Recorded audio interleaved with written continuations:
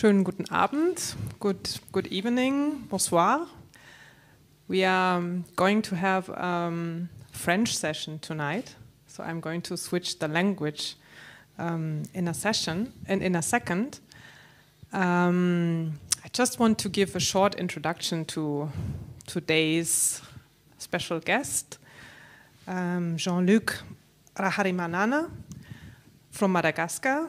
And before I do that, I would like to thank, first of all, the Kulturhaus 9,5 for hosting us. I would also like to pass on my greetings to my dear colleague, Professor Dr. Ute Fendler, who today unfortunately cannot be with us, but who is the spiritus rector behind all of this, who invited today's special guests, who brought us together. Thank you very much, Ute, and get well soon. I also want to thank my colleague Thierry Bouget-Queux, who together with me is part of the cluster Africa Multiple. My name is Clarissa Vierke. I'm professor of literatures and African languages at the University of Bayreuth. And and now I would like to shortly introduce today's guest in English and then, as I said already, in French.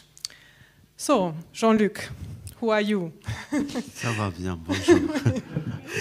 So, Jean-Luc Raharimanana was born in Tana, the capital of Madagascar, in 1967. And by the late 1980s, he had already been awarded a prestigious prize, the Jean-Joseph Rabier-Velo Poetry Prize, for his early poems. And 2 years later, he also completed a degree in literature at the university in Madagascar and joined also the theater group for which he wrote his first play, Le Prophète et le Président. The piece equally won an award, the Chikaya Utamsi Prize by the Inter-African Theatre competition, but its actual performance was forbidden by Madagascar's government at the time.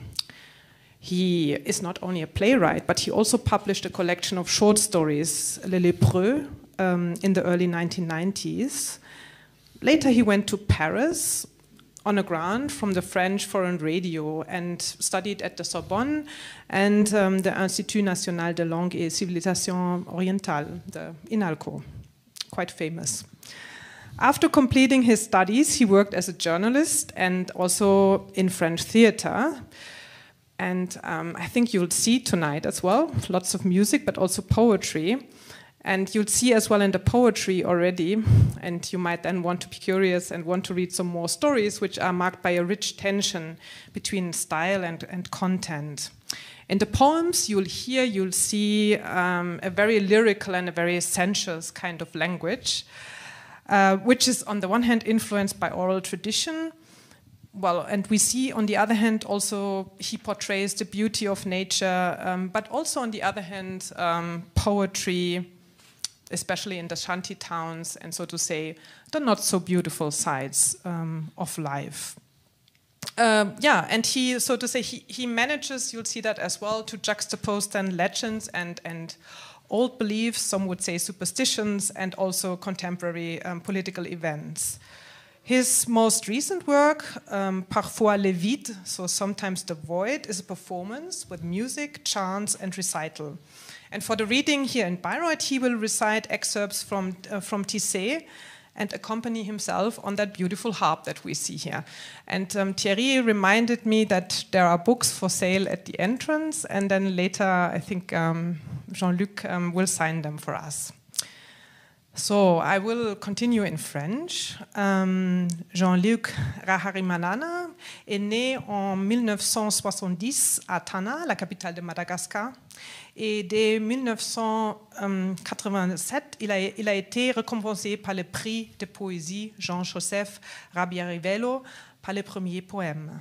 2 ans plus tard, il a terminé des études de littérature à l'université de sa ville natale, à Madagascar, et a rejoint une troupe de théâtre pour laquelle il a écrit aussi sa première pièce, Le Prophète et le Président. La pièce aussi a gagné un prix, le prix Chikaya Utamsi, dans le cadre du concours théâtre interafricain. Mais sa représentation effective a été interdite par les autorités malgaches. Après, il a publié un recueil de nouvelles aussi, Le Lépreux. Et grâce à une bourse de l'Office français de radiodiffusion et télévision étrangère, il s'est rendu à Paris pour faire des études à la Sorbonne et aussi à l'INALCO, l'Institut national des langues et civilisations orientales. Après avoir terminé des études, il a travaillé comme journaliste, professeur de français. Les récits, les narratifs de Raharimanana sont marqués par une riche tension entre les styles et le contenu. Et je pense que ça se voit aussi dans les poèmes. Et dans les poèmes, on voit aussi une langue très, très lyrique et sensuelle, influencée par la tradition orale d'un côté. L'auteur décrit non seulement la beauté de la nature, mais aussi la pauvreté et la misère, notamment dans les bidonvilles. Dans son œuvre, les légendes et les anciennes superstitions sont confrontées aux événements politiques actuels. Son dernier ouvrage, Parfois les vides, est une performance mêlant musique, chant et récitation. Et pour la lecture spectacle à Bayreuth, ici, il récitera les extraits de Tissé, le dernier livre, et s'accompagnera à l'harpe. Il y a des livres qui sont aussi à vendre ici. Et après, Jean-Luc, tu vas nous donner aussi des autographes. Je suppose. Oui, bien sûr. Bienvenue à Bayreuth, avec beaucoup de neige. Et je suis vraiment ravie de faire ta connaissance aujourd'hui. Et maintenant, je pense que c'est à toi. Merci. Merci. Merci beaucoup.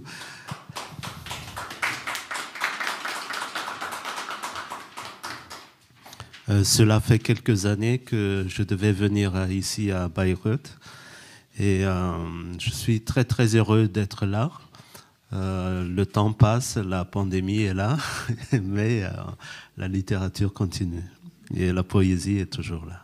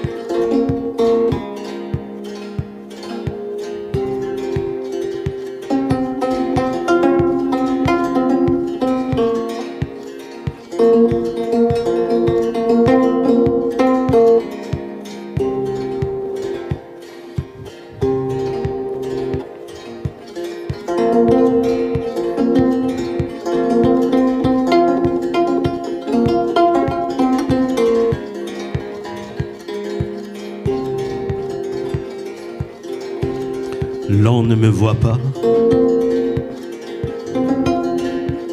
l'on me sent à peine.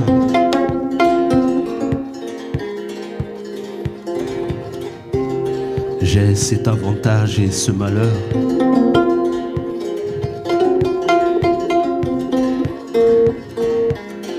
Je pèse l'humain sur son ombre. Face silence. Face terreur.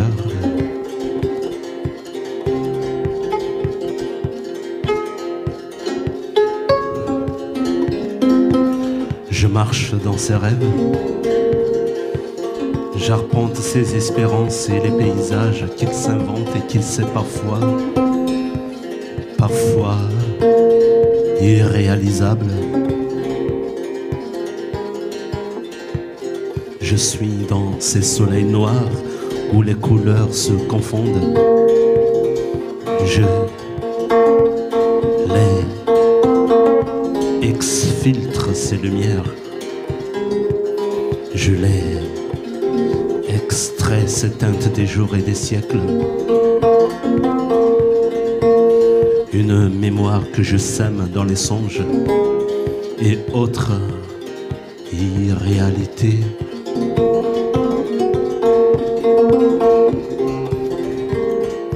Des mots de mythes et de légendes, des bouts d'histoire et des pans de mémoire, des légendes, des bouts d'histoire et des pans de mémoire, des tissus de transe qu'il peut endosser s'il l'ose, l'humain qui désire se porter dans ces étoiles inatteignables. Je sers à ça, moi, l'enfant ancêtre. Je sers à ça, moi, l'enfant ancêtre. Moi, l'enfant, parmi tous les esprits, je sers à ça, à étaler les possibles et les pistes et l'infini du destin.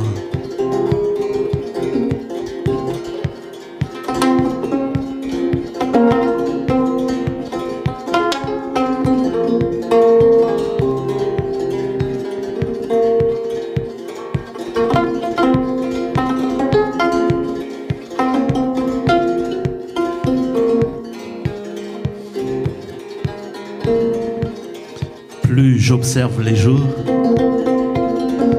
plus je constate qu'aujourd'hui s'est détaché d'hier, comme si plus rien ne relie au passé.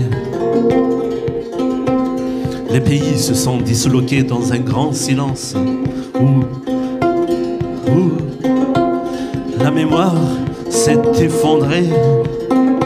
Il semble même superflu à leurs habitants de se poser la question de leurs lointains proches.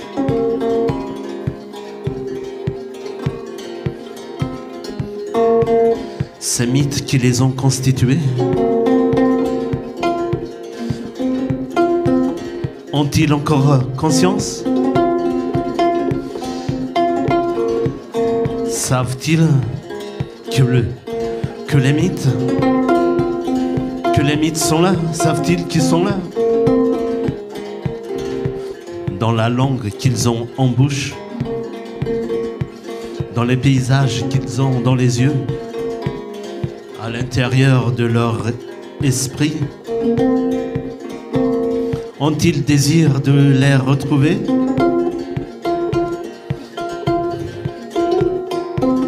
Car c'est bien le plus important, n'est-ce pas? De ressentir ce désir. Est-il vrai, oui? Est-il vrai? Oui, il est vrai que l'on peut aussi, et cela est normal. Il est vrai que l'on peut aussi, il est vrai. Il est vrai que l'on peut changer de désir. Mais à quel prix?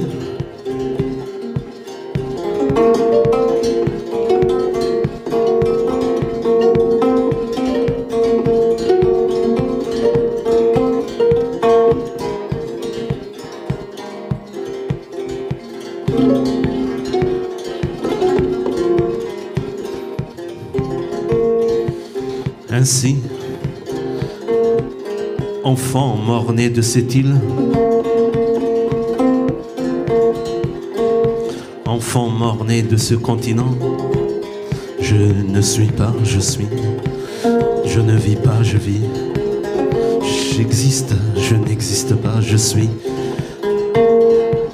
la harde sur le dos de l'ombre, Je suis l'ombre dans le pli des obscurs. Je suis la harde sur le dos de l'ombre. Je suis l'ombre dans le pli des obscurs. Je suis de la horde des voleurs de songes. Je suis de la horde des ripailleurs de voix. Je suis de la horde des orpailleurs d'histoire. Je ne suis pas, je suis, je ne suis pas. Ainsi, enfant mort-né de cette île, enfant mort-né de ce continent, je suis, je ne suis pas, je ne vis, je vis, je ne vis pas, je vis, je n'existe pas, j'existe. Je suis la harde sur le dos de l'ombre, je suis l'ombre dans le pli des obscurs. Je suis la harde sur le dos de l'ombre. Je suis l'ombre sur le pli. Je suis l'ombre dans le pli des obscurs. Je suis de la horde des orpailleurs de voix. Je suis de la horde des voleurs de songes. Je suis de la horde des orpailleurs d'histoire. Je suis, je ne suis pas. Je suis, je ne suis pas. Moi, l'enfant ancêtre. Moi, l'enfant mort-né de ce île. Je suis, je ne suis pas. Je suis, je ne suis pas.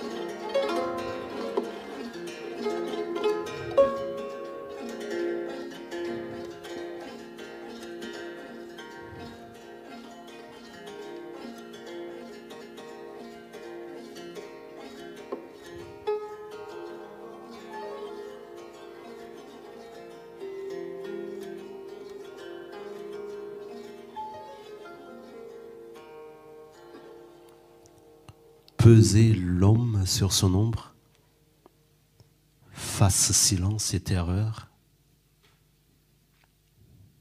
Ne retiens pas, corde et le mort à la bouche.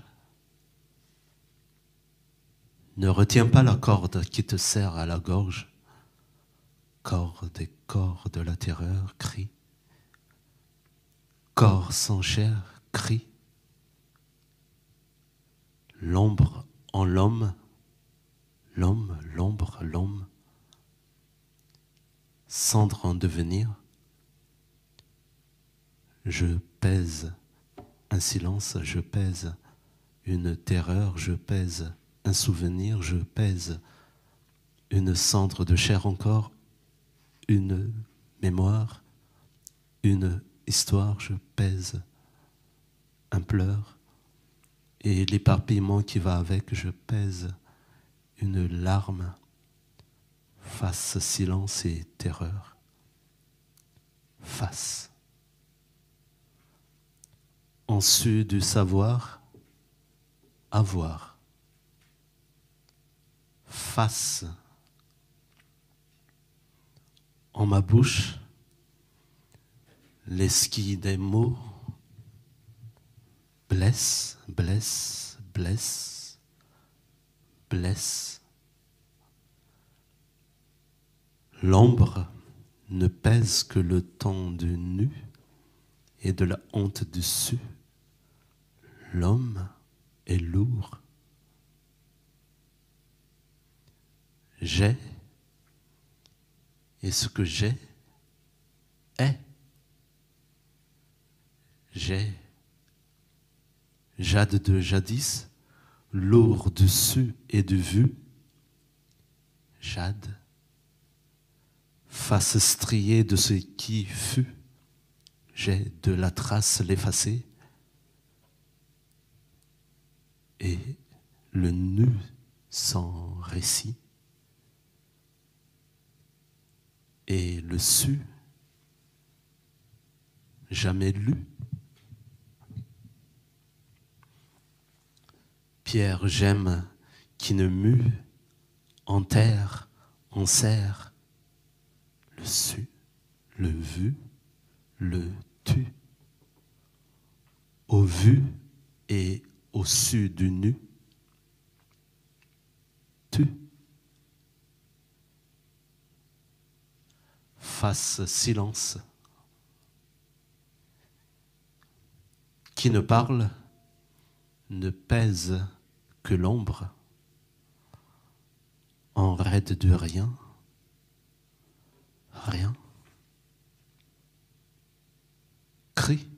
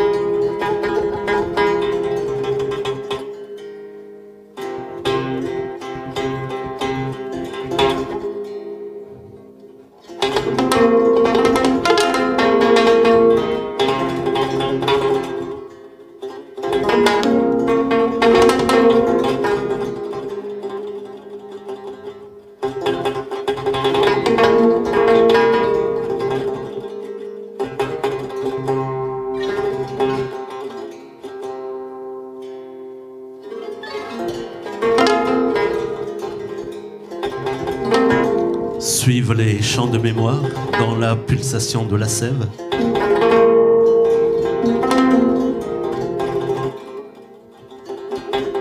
Sang en gangrène de froid et de marbre de l'histoire.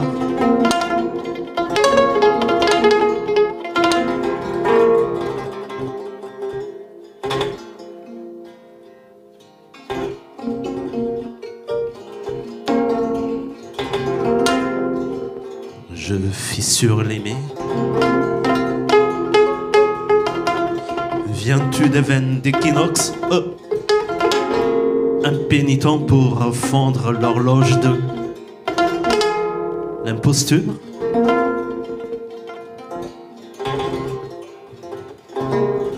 Je craquelle ces temps d'idolâtrie lisse qu'on veut de miroir. Craquelle ces étendues sans aspérité. Grève des oublis. Quai des quiétudes.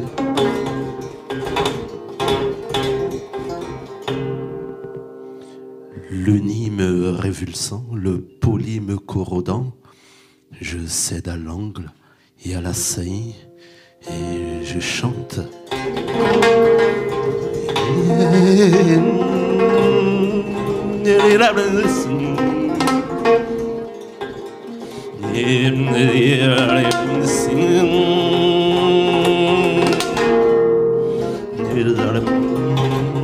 La sève. Je puise à la racine et à la feuille, je goûte à la terre et au ciel. Je bois au passé et à l'avenir. Sève, je m'ériche.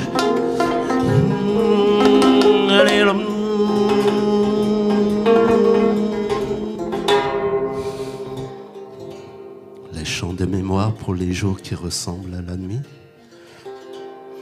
Les chants de mémoire pour les nuits qui s'assemblent au jour. Les chants de mémoire pour les jours à forger du passé.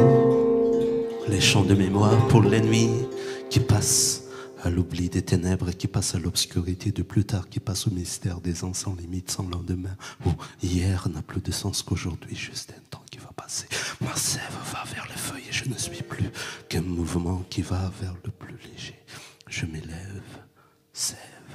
À l'équinoxe, je convoque la mémoire et je me rappelle. Je convoque la mémoire et je me rappelle le cœur de l'arbre et d'érections figées, sans vie, socle. Les corset de peau morte, strate d'une vie qui ne se coagule, entre feuilles et racines, je suis ma sève.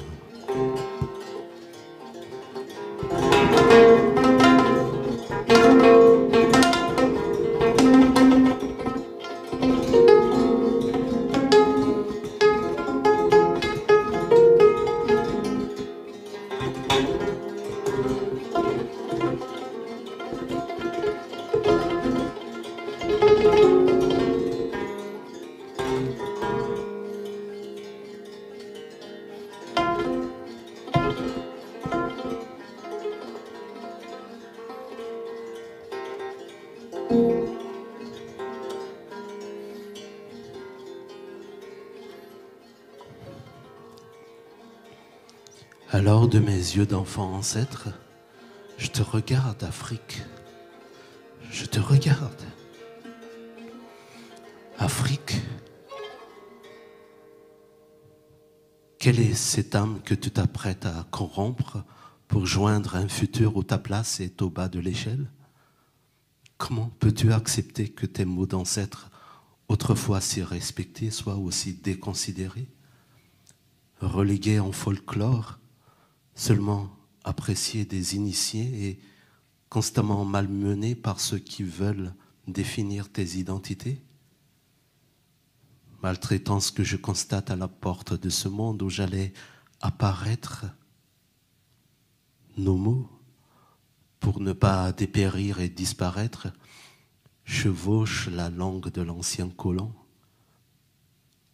Mais je me raisonne doucement. Je suis bien placé pour savoir que le temps ne régit pas et ne fige pas, que le définitif est simplement l'un de ces lieux où les vivants projettent leur peur de changement, mais l'existence est de l'inexorabilité de la révolution.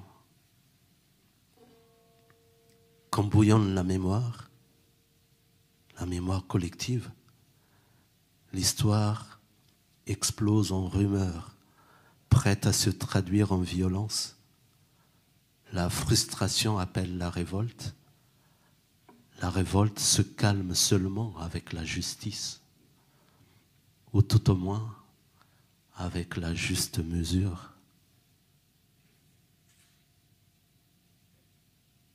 Je ne veux pas de cette laideur de corps meurtri. Je ne veux pas marcher avec la violence.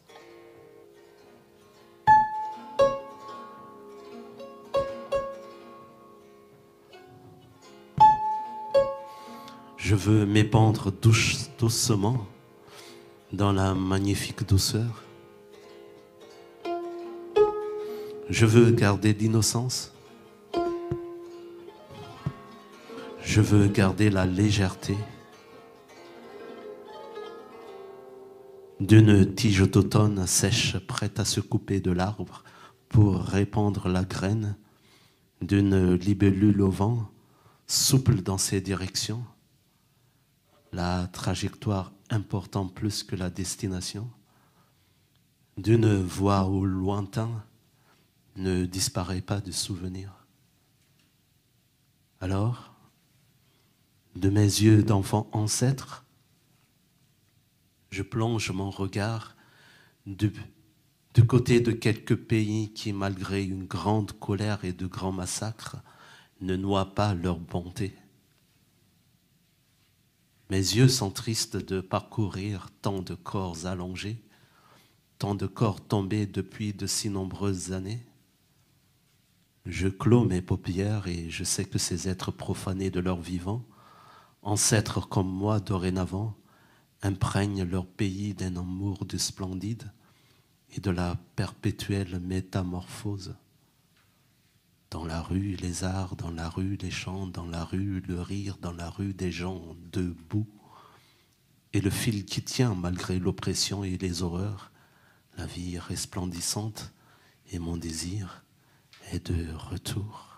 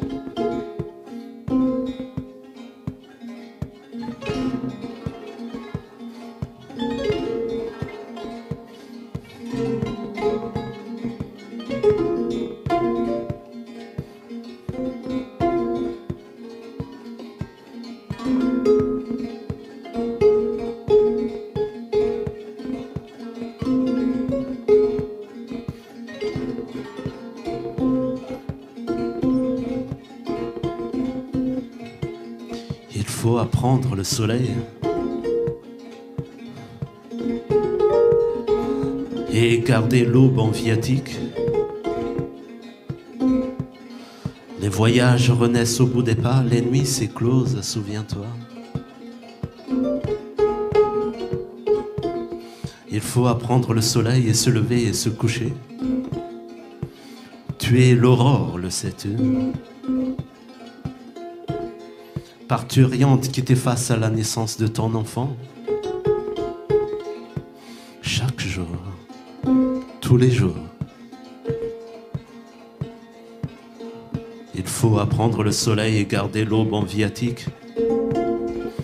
Provision de lumière, profusion. L'aveuglement est au bout, mais tu recommenceras mot après l'autre. Morsure de sens après l'autre. Crépuscule. Il brûle de nous l'astre peu brillant. Langage de vie et de mort. Tout se dit, tout se tait. Il faut apprendre le soleil et dire sans dire. Éclairer sans effleurer. Montrer sans démontrer.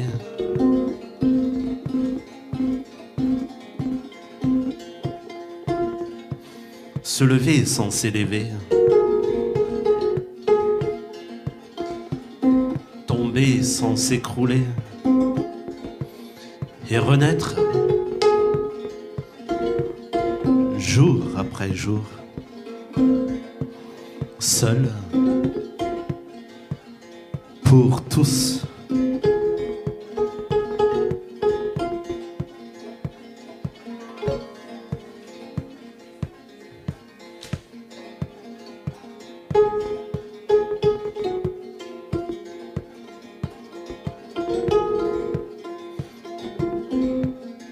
Il faut apprendre le soleil et garder l'aube en viatique.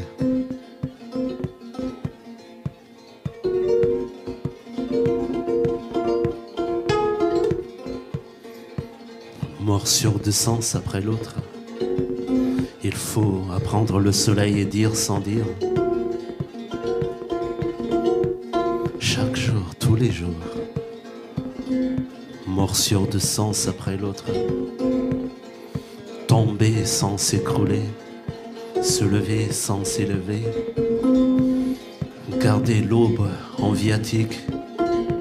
Souviens-toi. Souviens-toi, tu es l'aurore. Tu t'effaces à la naissance de ton enfant.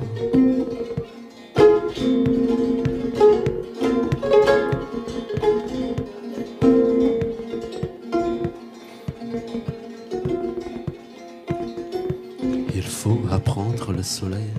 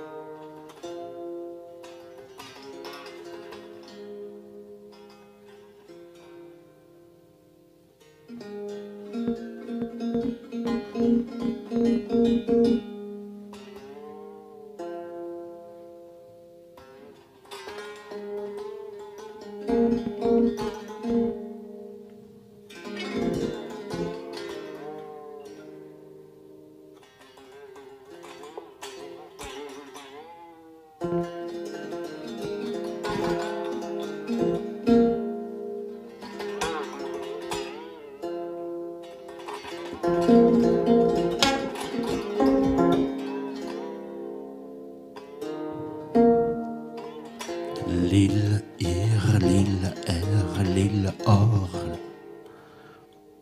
L'île se déterre en des racines putrides.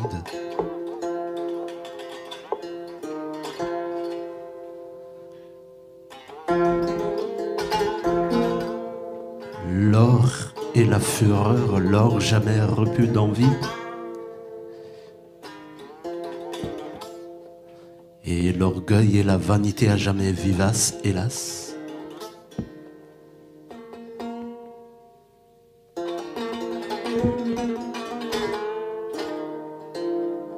L'île Ir, l'île R, l'île Or. Or des mers, celle.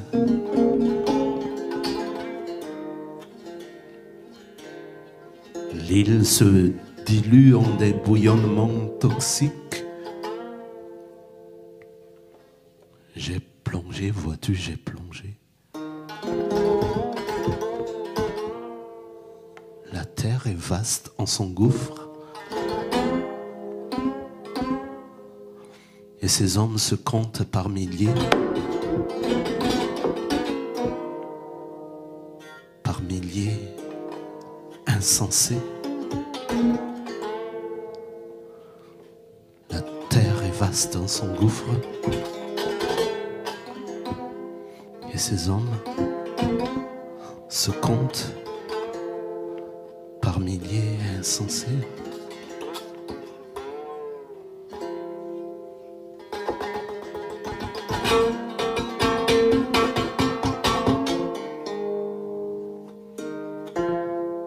Profond et dégoût profond.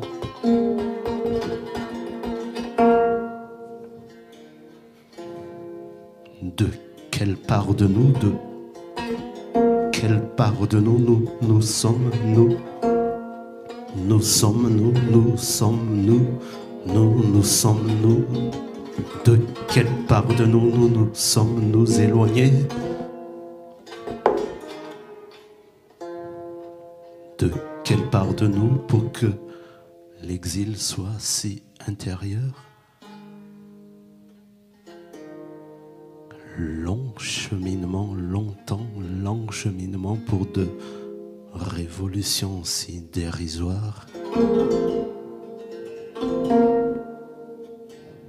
Je suis l'homme qui se baie, je suis l'homme qui se cueille.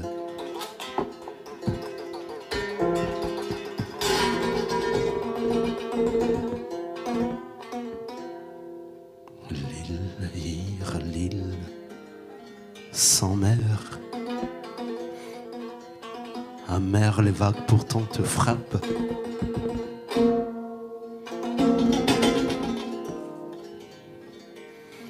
Les colères poudroient les terres qui s'en vont dans l'érosion des jours. Je reste là à divaguer. Je reste là.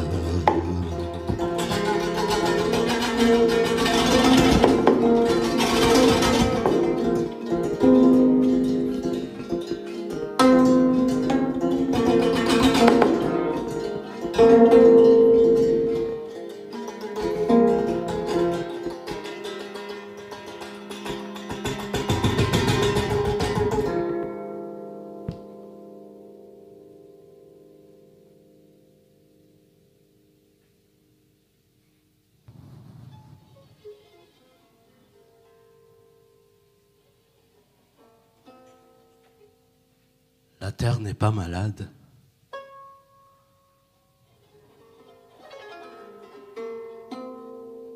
Ce sont les hommes.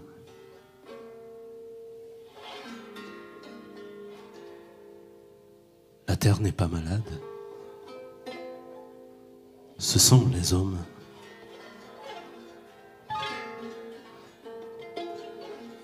Précieux effleurement, creusement oubliés. La terre n'est pas malade. Ce sont les hommes.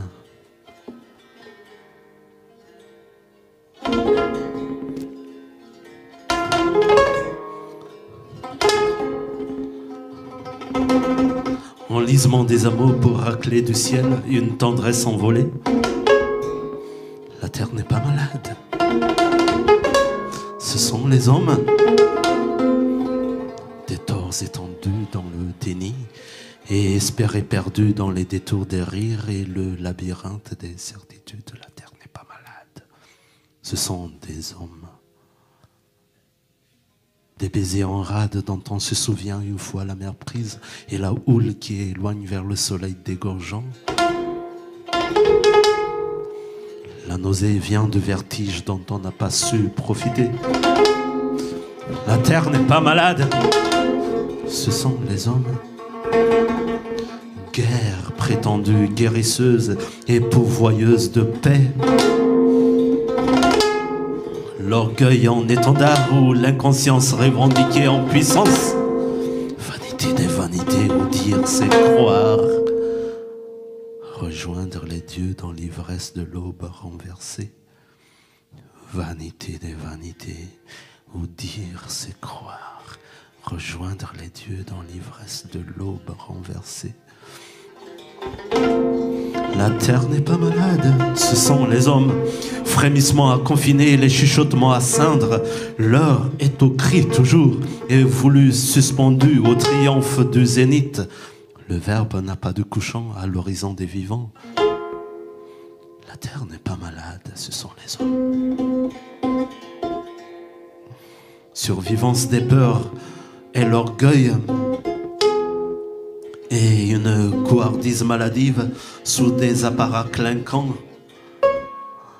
La terre n'est pas malade. Le doute est pourfendu et la raison surinée. Hier ne fut qu'essai et le crépuscule n'a jamais eu lieu. La terre, non, n'est pas malade. Ce sont les hommes.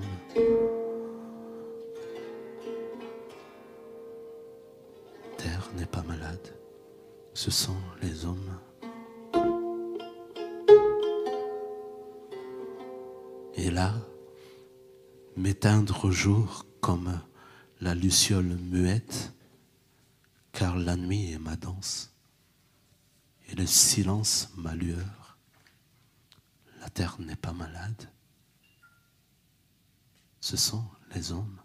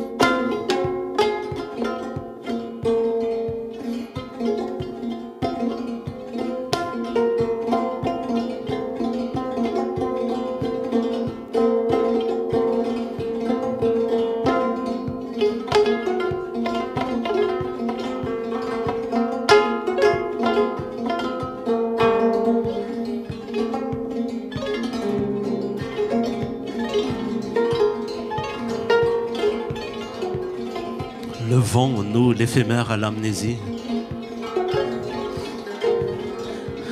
Un regard traversé par des échardes d'eau.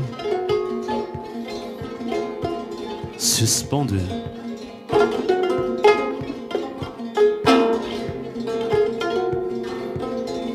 L'éclaboussure fut d'hier.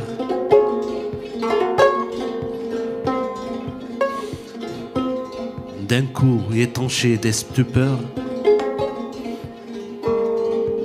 l'œil est une mise en vers du refus de se souvenir. Qui boira de la mémoire de mes larmes épuisées?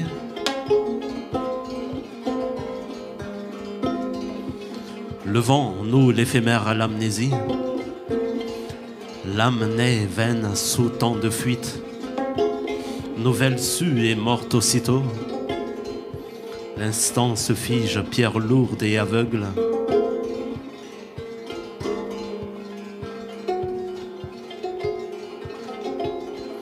Pardonne-moi. Redis-moi. Force-moi de reprendre la main qui se lève. Je serai doux dans la lignée des caresses et de la robe du soleil. L'instant est un seuil où je me suspends. L'eau calligraphe efface les lettres dans le même mouvement d'écriture. Je ne saurais pas lire la transparence. Les éclats d'eau ne blessent pas, ils noient.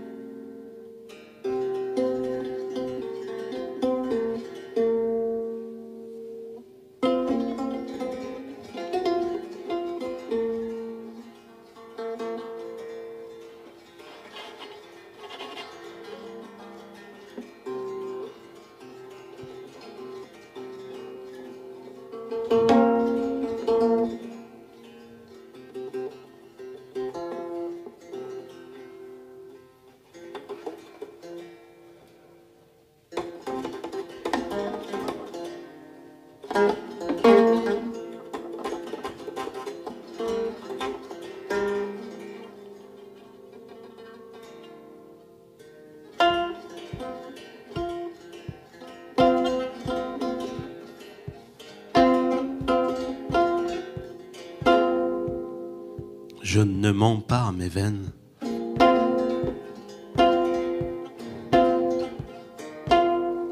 aux ramifications de mon souffle et à l'inextricable de mes mystères. J'ignore ce que charrie le son de mes mots, ce jeté, souillé, sombré, ce vomi amassé, amoncelé, ce hérité des violences et de ce que je n'ai pas vécu, de ce que je n'ai pas voulu vivre, de ce que j'ai entrepris de retrancher dans l'oubli, au bord de pardon.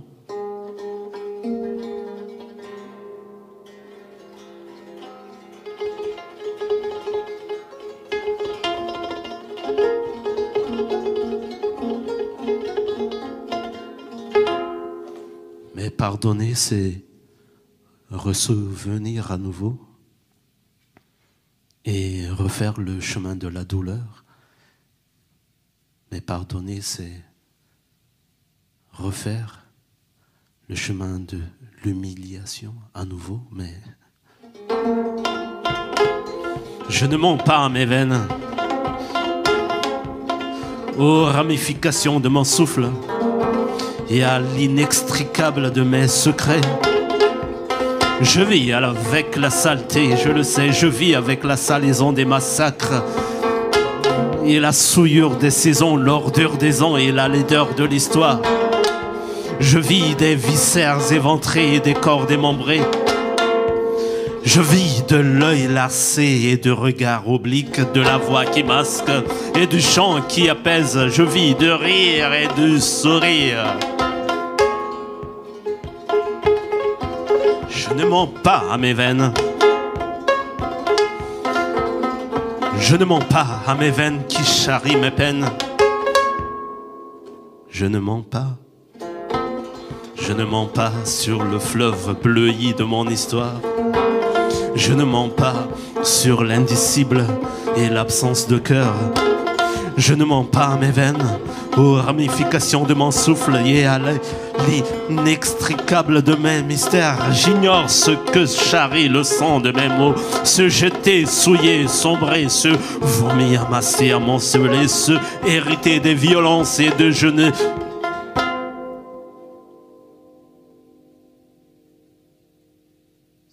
de ce que je n'ai pas vécu, de ce que je n'ai pas voulu vivre, de ce que j'ai entrepris de retrancher dans l'oubli, au bord du pardon.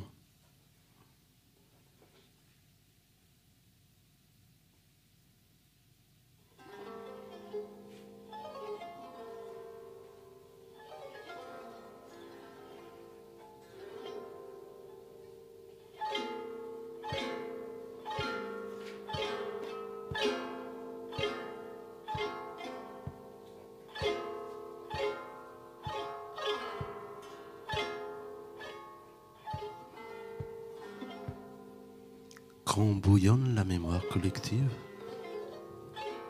l'histoire explose en rumeurs, prête à se traduire en violence.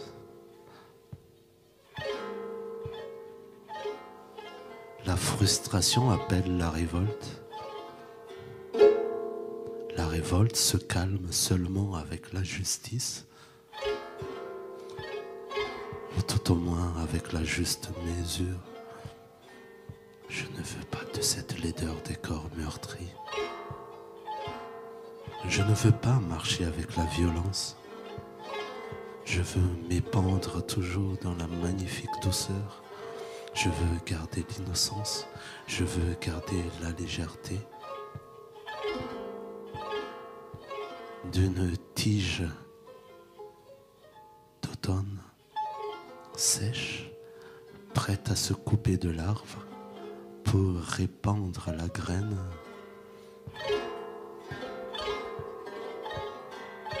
D'une libellule au vent, souple dans ses directions. La trajectoire important plus que la destination. D'une voix au lointain, ne disparaît pas de souvenir. Alors de mes yeux d'enfant ancêtre, je plonge mon regard du pays, du côté de quelques pays qui, malgré une grande colère et de grands massacres, ne noient pas leur bonté.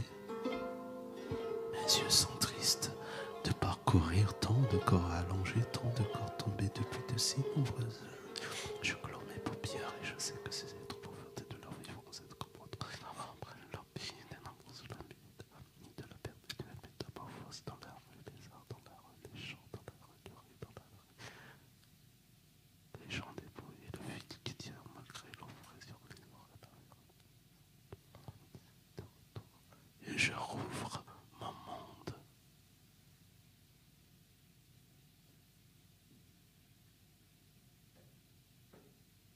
Merci.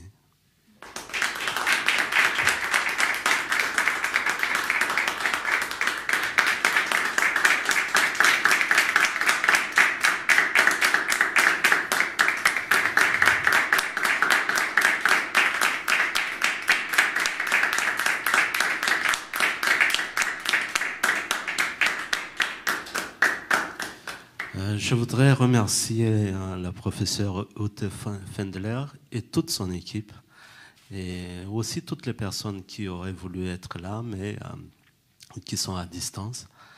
Et cela fait, comme je disais, très longtemps que je voulais venir à Bayreuth. Et voilà, nous y sommes. Et il faut poser les mots, il faut continuer de l'avant, et je vous remercie.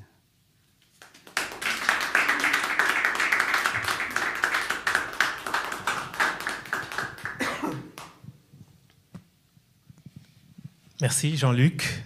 Ladies and gentlemen, Jean-Luc Raharimanana.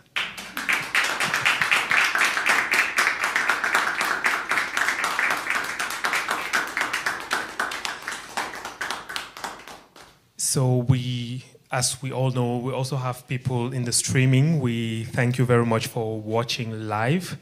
Jean-Luc will be able to answer a few questions if you have before we close this session. And before we do that, I would like to remind us that we have the book from which these poems we've just heard are taken. You will be able to have also a signature or an autogram from the author. And as we expect some questions from the live streaming, some people are already commenting. Maybe I would also like to Jean-Luc to give us a kind of a context in which these poems are being written.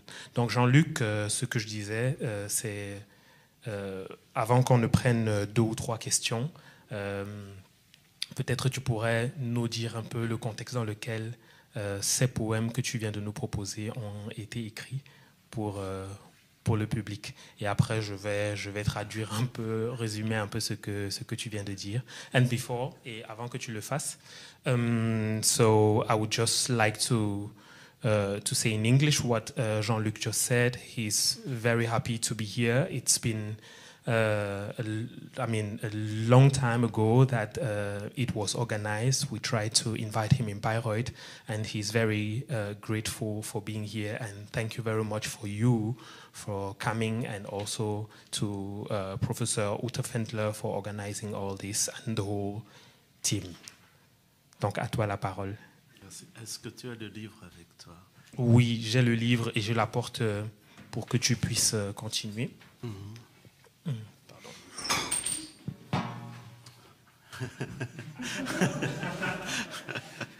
Le livre vient de partout. Le voilà. Donc, il y a un autre livre qui manque là, qui est le livre Tisser.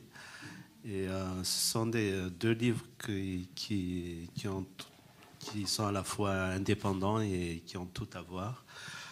Donc, tisser les mémoires, tisser les îles, tisser les continents. Et de se dire que on est dans le même travail, on est dans le même mouvement, on est dans le même travail et mouvement du vivant. Et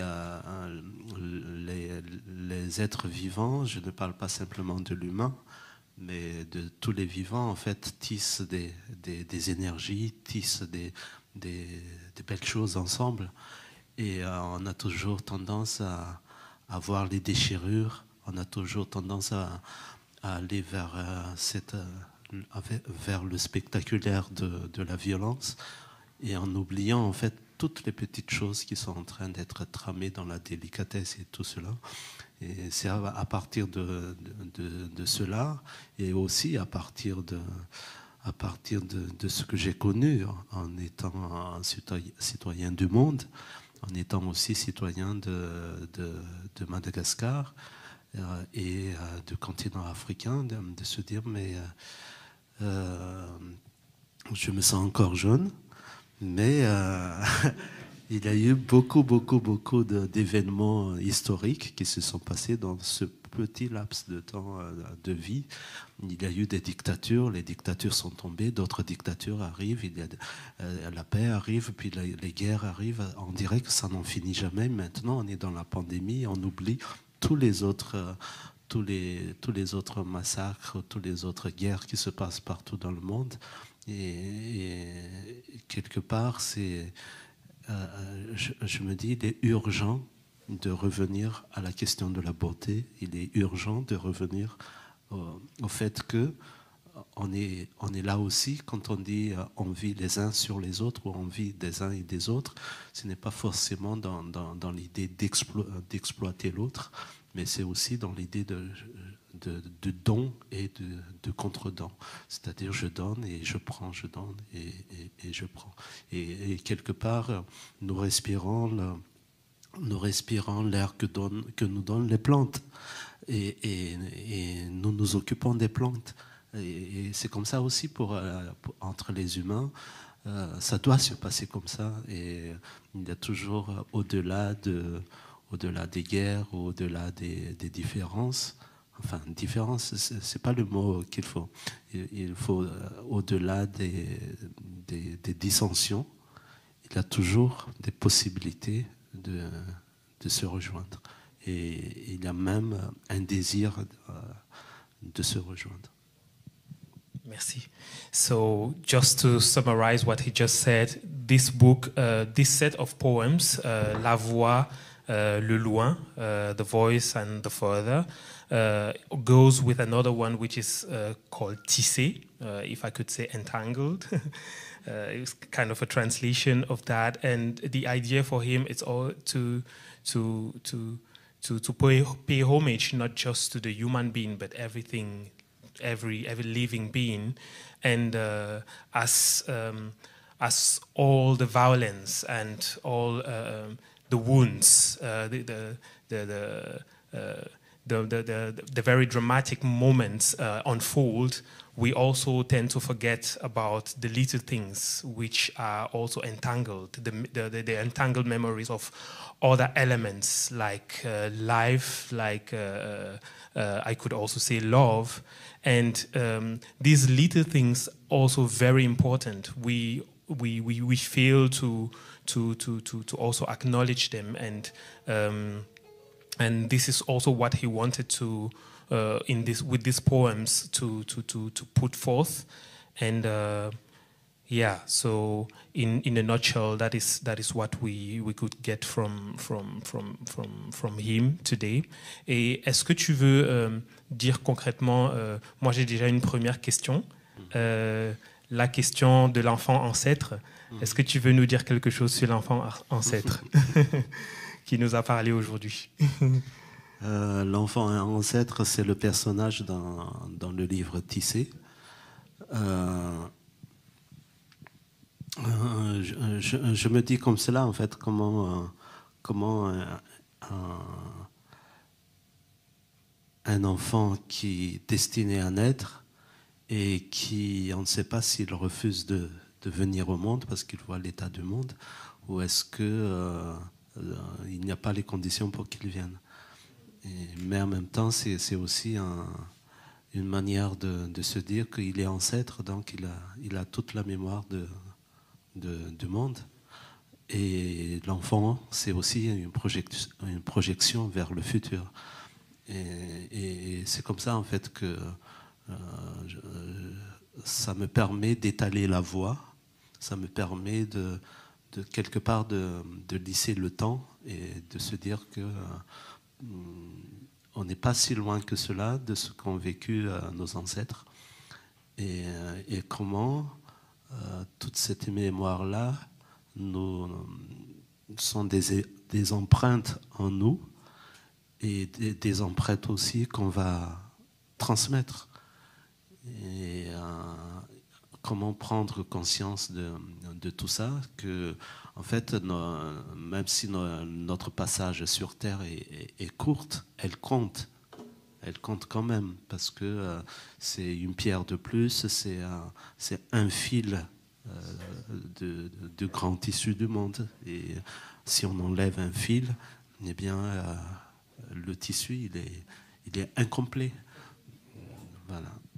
Merci beaucoup. So it's really difficult to summarize everything. We have a few questions also in the streaming, but talking about this child ancestor, it's the main character in the book Tissé, Entangled, and the idea is we don't really know in the book if the child ancestor is also a bit hesitating to come. We could ask the question to find out if he doesn't want to come because he sees the world as it unfolds today, or else. But what is interesting in this character is the fact that the child ancestor has a dual perspective. It's an ancestor which carries the whole memory of the world, but also as a child there is also a possibility to purview the future, and which is also the idea which gives more room for exchange, for thinking, for reflections. And that is what I could say for now, and I will take a few questions from the live streaming. Donc je vais prendre quelques questions d'ailleurs de Ute Fendler qui est en ligne avec nous. La magie du virtuel. Voilà. Donc est-ce que tu as bien vu les questions, Clarissa? Oui, c'est Ute qui demande si tu peux... Donc, la question est si tu pourrais dire quelque chose sur le processus de la création en ce qui concerne la connexion entre les rimes, l'écriture et la composition. So in English, the question is if you could say something about the process of creation in terms of rhythm, writing and composing. Merci. Effectivement, c'est très lié aussi à cet instrument.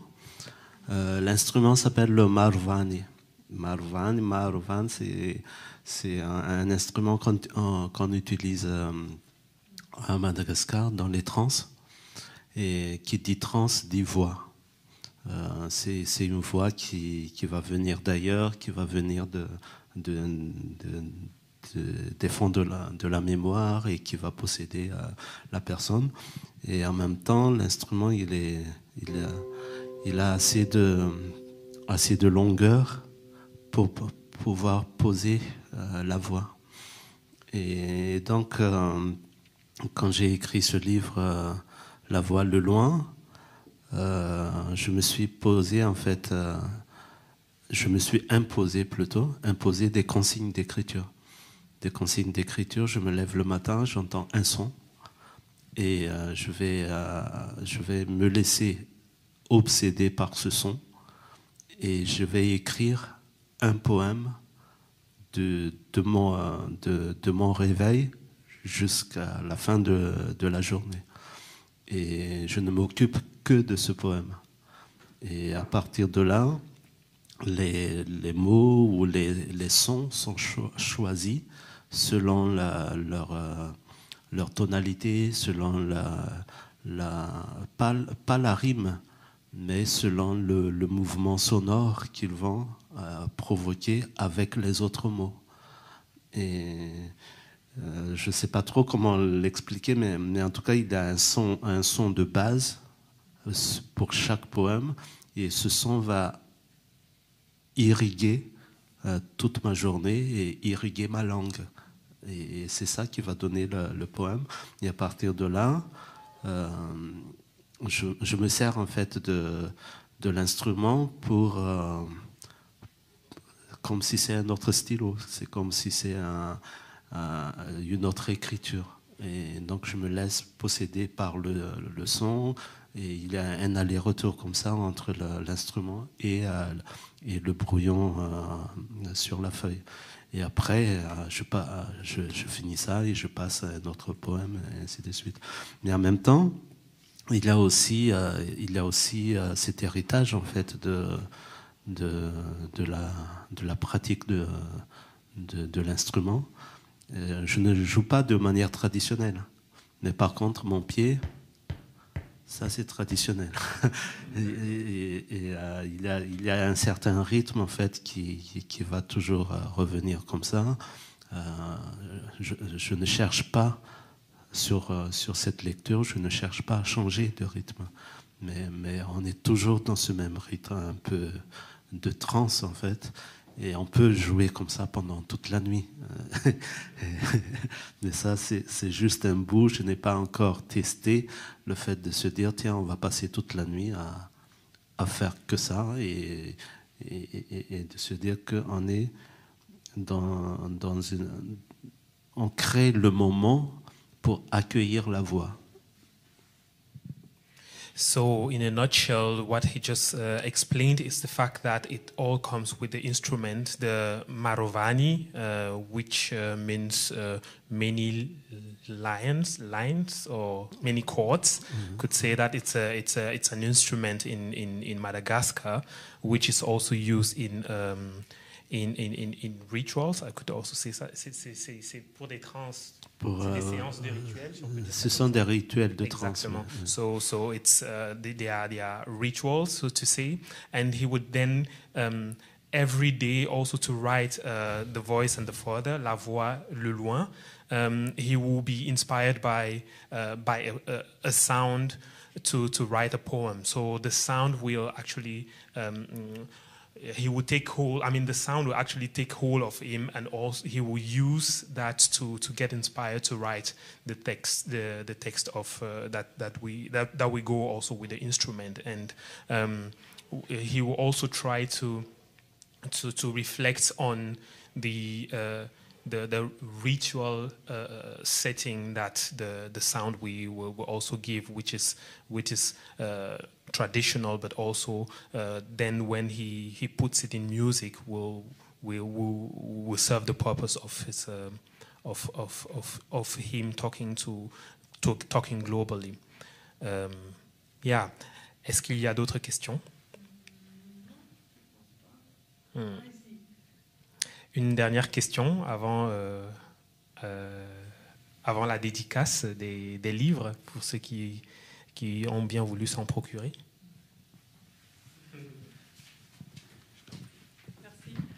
Je pense que j'ai une question sur l'influence de la langue malgache ou la tradition aussi orale sur le poème.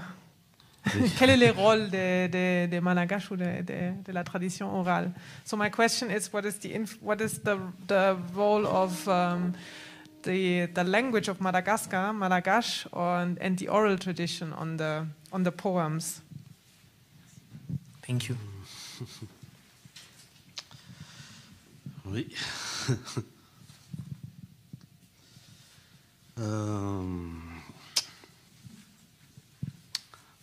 C'est une question très complexe.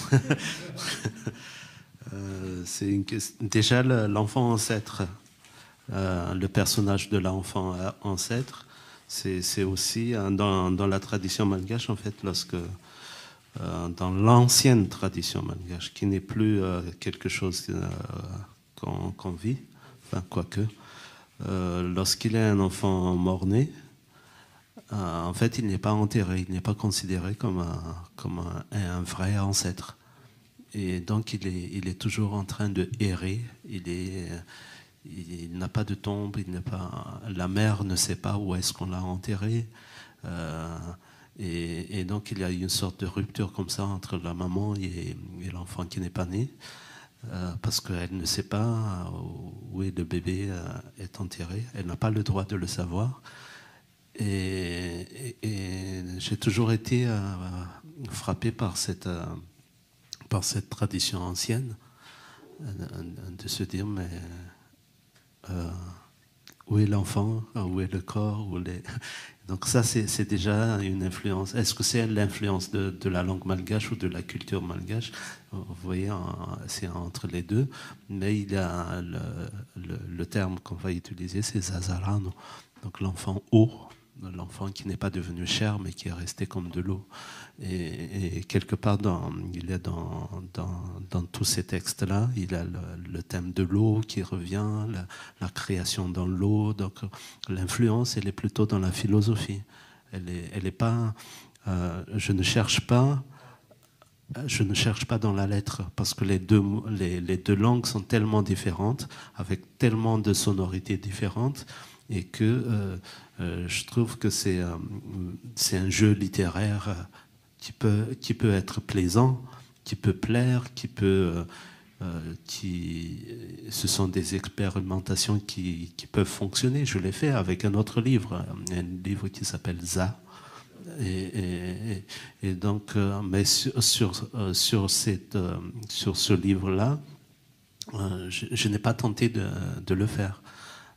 Mais vraiment, comment maintenant irriguer la langue française avec une autre philosophie.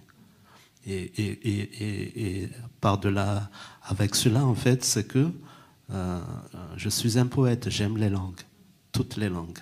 Mais je sais aussi qu'on a utilisé les langues comme arme de domination.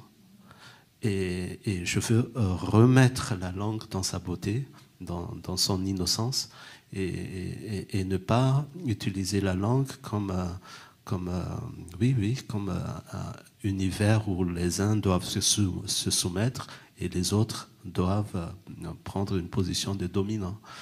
Et du coup, de me dire comment, avec la langue française, une langue qui a été utilisée pendant le colonialisme pour soumettre les autres, comment je peux prendre cette langue-là et dire aux gens que, en fait, les mots peuvent être neutres et qu'on peut leur donner d'autres consistances.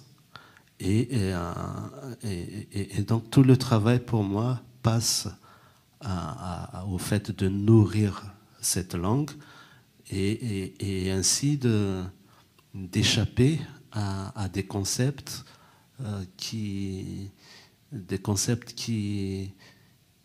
à qui on doit la révérence. Voilà. So just to sum it up a little bit, talking about the language and the influence of language in his writing, Jean-Luc actually mentioned the fact that he's not influenced by the letter, by the Malagasy per se, but mostly by the philosophy or the culture of Malagasy. For example, taking the child ancestor. In Madagascar, for example, the unborn baby is actually not buried. So, so this is an idea which could be seen also in Tissé, Entangled, and the idea for him is actually to feed in this philosophy in the language he's using, which is French today, which we all know it's a colonial language which was used as an instrument for oppression. And he, in his writing, wants to show the neutrality of language and how language is not really the problem, but what it is used for. And in his own endeavor as a writer, he tries to show this neutral part of the language by also using it to share this philosophy, this culture with the whole world, in a nutshell. So I think if we have a last question in the round, or if we have no other question, we will thank Jean-Luc again for coming for this wonderful performance. Is there any other question in the streaming? Or all right. So I think il n'y a plus de questions. Donc je crois qu'on va clôturer cette soirée. Merci encore d'être venu, d'avoir accepté l'invitation. Merci d'avoir partagé avec nous ce moment formidable de lecture musicale. Et thank you very much also for coming, for being there. Feel free to continue the discussion with us through maybe the streaming, or also within the department, but also we will also have to thank the University of Bayreuth through the Center of Excellence Africa Multiple for organizing all this. We would also like to thank the Cultural Center hosting us today, 9,5, which is a fantastic venue for such events. Thank you very much for having us here. And yeah, with those words, I would like to also say goodbye to everyone. Au revoir à tout le monde et merci beaucoup d'avoir été des nôtres. Merci. Merci.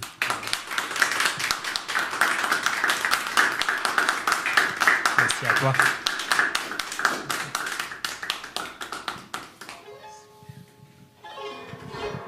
Voilà, donc pour tous ceux qui ont pris les livres, ils pourront avoir des dédicaces tout de suite. Ok, d'accord. Donc on peut faire aussi une photo de groupe si vous voulez bien.